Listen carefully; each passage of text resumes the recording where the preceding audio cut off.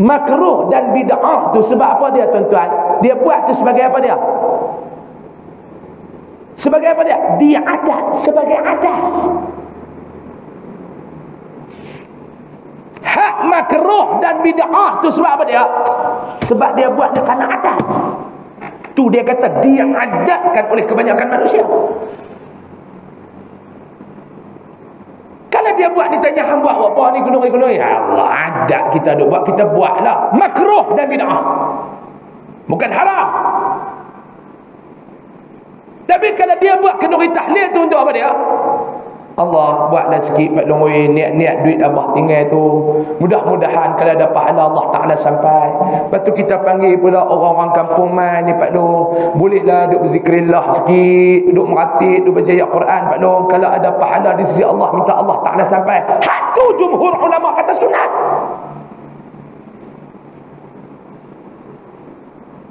Baca kitab Jawi ni pun tak mampu nak faham. Lepas tu duk main ceramah, duk main duk syarah, nak bagi orang berpecah.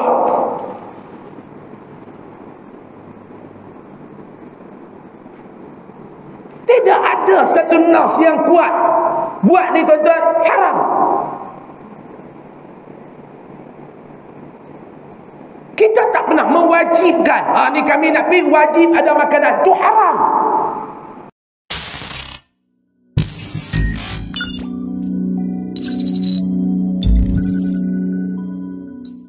Yang kedua, wa yaqtuluna an-nabiyyina bighairi haqq. Mereka membunuh nabi-nabi yang diutuskan kepada mereka dengan jalan yang tidak benar. Perangai nombor satu ada tak pada kita? Saya nak tanya tuan-tuan. Mendustakan ayat Allah, umat Nabi Muhammad, ada tak perangai lagu tu? Ada ke tak? Ada. Yang nombor dua, membunuh Nabi dengan jalan yang tidak benar. Dia kata bila masa kita bunuh Nabi Ustaz, ya, zamanlah kita tidak membunuh Nabi secara zahir, tetapi membunuh sunnah-sunnah baginda sallallahu alaihi wasallam. Walaupun menggelarkan diri sebagai golongan penegak kepada sunnah, tetapi hakikatnya memusnahkan sunnah.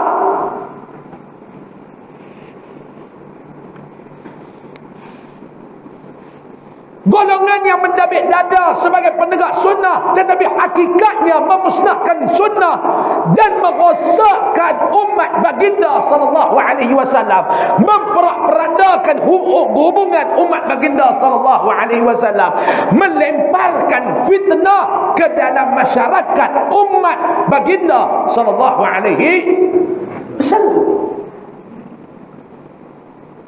Adakah sunnah mengajar kelaku tindakan yang diambil sebegitu? Kerana kunut subuh umat Nabi boleh bergaduh, kerana bismillah kuat, bismillah slow umat Nabi boleh bergaduh, kerana selawat di antara tarawih umat Nabi boleh bergaduh, kerana yasin malam Jumaat umat Nabi boleh bergaduh, kerana tahlil orang mati umat Nabi boleh bergaduh. Adakah ini golongan yang nak mendabik dada sebagai penegak sunnah?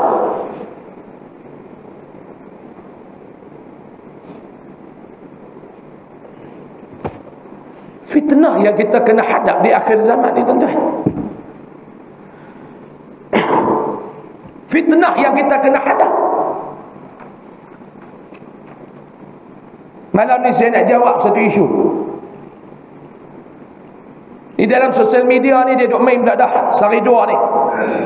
Saya tak mau nak jawab tuan-tuan, tapi duk tengok benda ni mengelirukan umat.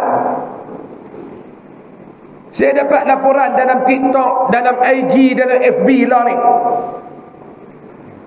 Golongan-golongan ni tuan-tuan yang menggelarkan diri mereka sebagai Salafi, yang dicop oleh masyarakat kepada mereka sebagai golongan Wahabi. Kenal? Saya dengar nama tu, Salafi Wahabi ni, saya dengar. Mula pula duk petikan ni, duk pecah belah pula umat ni. Hari ni dia duk hantar kat saya 2-3 video. Duk petikan bukan ada apa, tahlil arwah, kenduri tahlil arwah. Letih tuan-tuan nak jawab. Kerja kita banyak lagi Pak Long duk menjawab benda ni. Kerja kita banyak lagi tuan-tuan duk menjawab benda ni. Ni yang saya kata ni tuan-tuan, fitnah akhir zaman yang kita kena hadap. Kononnya nak menegak sunnah, tetapi mereka memusnahkan saudara, memusnahkan umat Nabi Muhammad, memecah umat Nabi Muhammad, melemahkan kesatuan umat Nabi Muhammad. Kerana benda yang bersifat cabang, benda yang ulama berbeza pandangan ni Pak Long, maklum, mau kita duk berkelahi sampai mati tak selesai.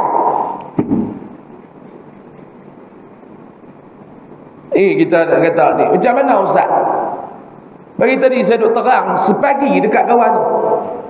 Dia kata ni keliru dah. Lepas duk main kata Syekh Dok Fatani tak bagi dah. Duduk makan apa ni kenduri tahlil apa ni. Hujah lepas ni dalam kitab Bughyatul Tullab, dalam kitab Sabilal Muhtadin Syekh Arsyad Banjari. Baca kitab tak mengaji, kan ini masalah. Sebab tu kita kata tuan-tuan, mengaji agama ni kena berguru, mau baca tak faham. Jangan nak pergi faham hak Nabi habaq. Jangan nak pergi faham hak Allah Ta'ala bagi tahu. Nak faham hak ulama karang ni pun gagal tau. Baca dalam kitab Bughyatul Tullab, Syekh Dok Fatani kata apa dia? Dan makruh lagi bid'ah bagi orang yang kematian membuat makanan lalu menseru atas manusia memakan dia, sama ada dahulu daripada menanam ia atau kemudian daripadanya, seperti yang diadatkan oleh kebanyakan manusia. Dan makruh lagi bid'ah bagi yang diseru itu memperkenankan seruannya.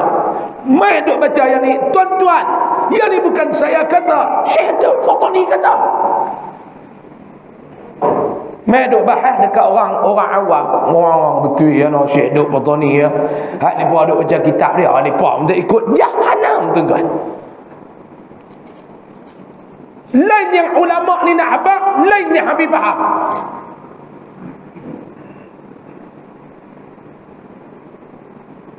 Kitab Bughyatul Tullab, kitab Sabilal Muhtadin, kitab Furu'ul Masail. Ni boleh lagi kan ni? Boleh lagi? Berapa minit dah ni? Baru sejam. Korang 2 jam setengah mengaji. 10 minit lagi boleh saya nak ambil? Saya nak terang tuan-tuan kepada tuan-tuan dan rakan-rakan yang menonton live dan rakaman kita malam ni. Dok pergi baca kitab Syekh Dok Fatani dalam keadaan tak mengaji, dia rosak. Bukan petikan banyak tu pun kamu gagal nak faham dah. Sama dalam kitab Sabilal Muhtadin, saya tengok periksa teks dia sama. Dan makruh lagi bid'ah bagi yang kematian membuat makanan dan diseru kepada manusia atasnya memakannya dia, dahulu daripada menanam dia dan kemudian daripadanya, seperti yang diadatkan. Dan dimakruh lagi bid'ah segala yang diseru memperkenankan seruannya. Sama.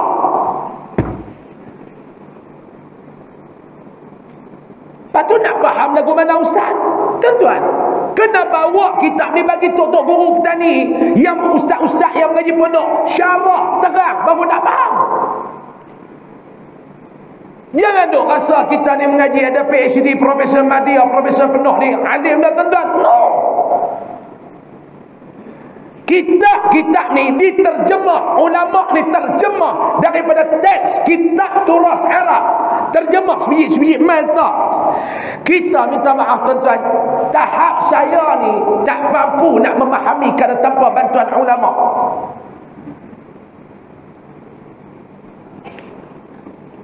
Nak faham ni lagu mana, kena tanya tok guru, kena bawa kitab ni pergi ke tok guru. Ni nak faham lagu mana tok guru. Yang pertama kita nak tanya dulu tuan-tuan, Syekh Daud dia ni bermazhab apa? Bermazhab apa tuan-tuan? Syafi'i ke Wahabi? Syafi'i. kamu ni tak baca dan tak timbang apa yang kamu baca kitab ni dengan cara fahaman dalam mazhab Syafi'i.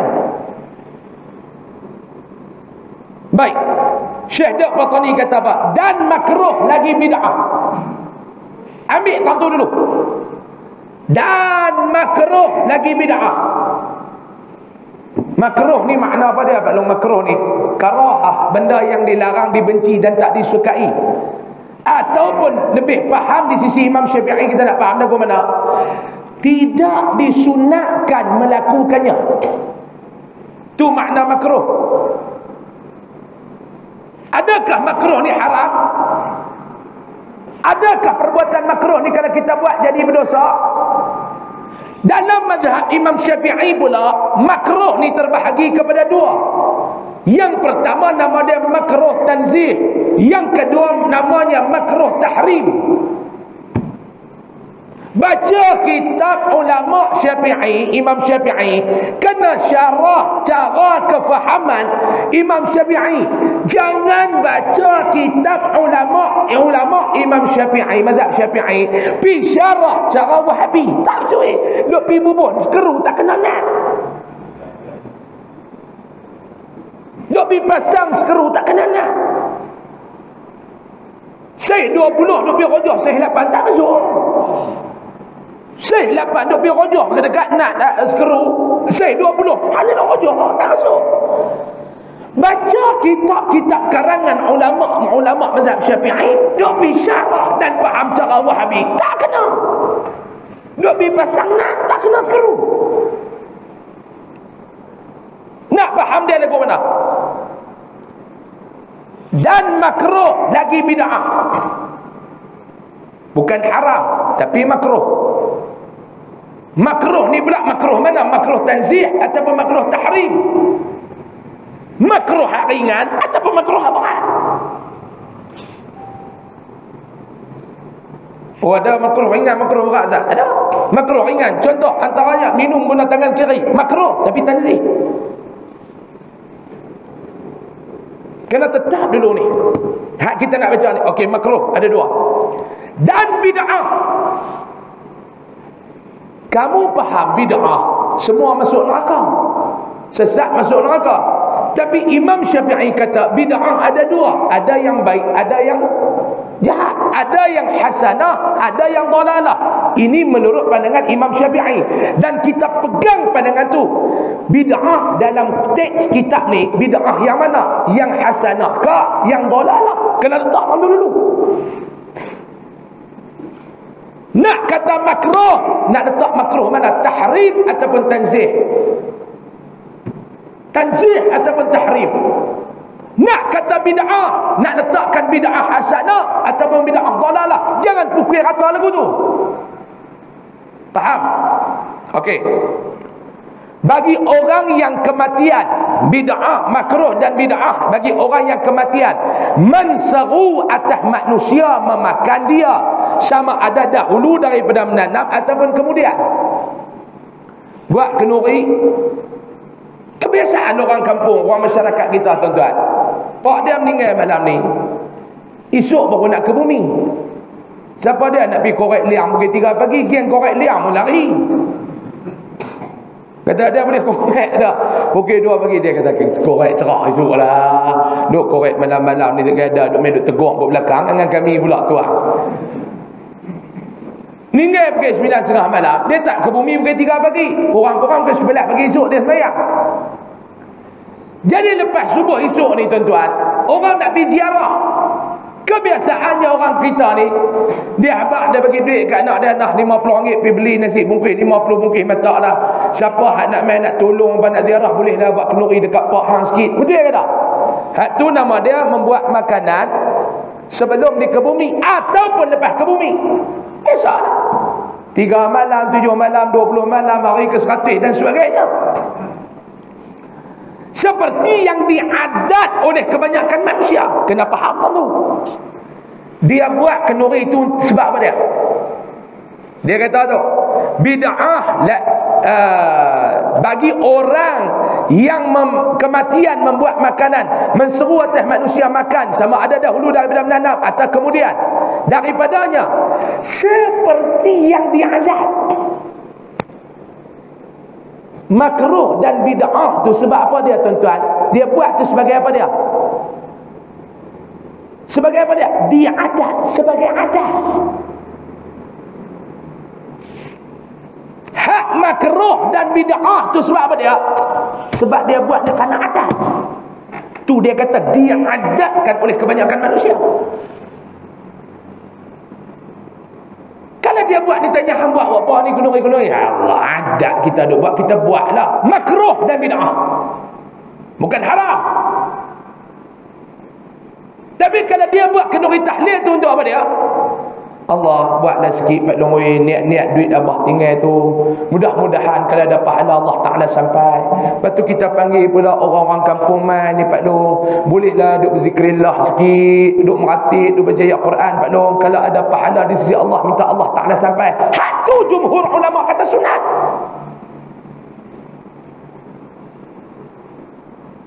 Baca kitab Jawi ni pun tak mampu nak faham.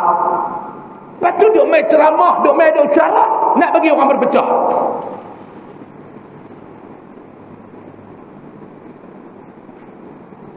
Tidak ada satu nas yang kuat buat ni tuan-tuan haram.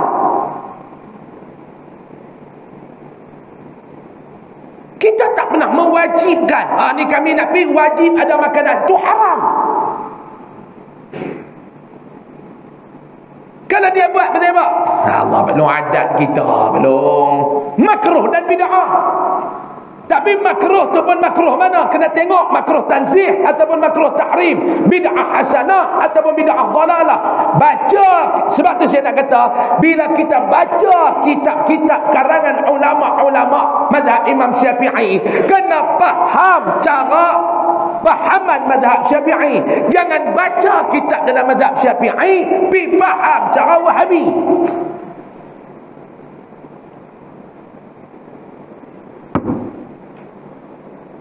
Jangan pecah belahkan umat Nabi.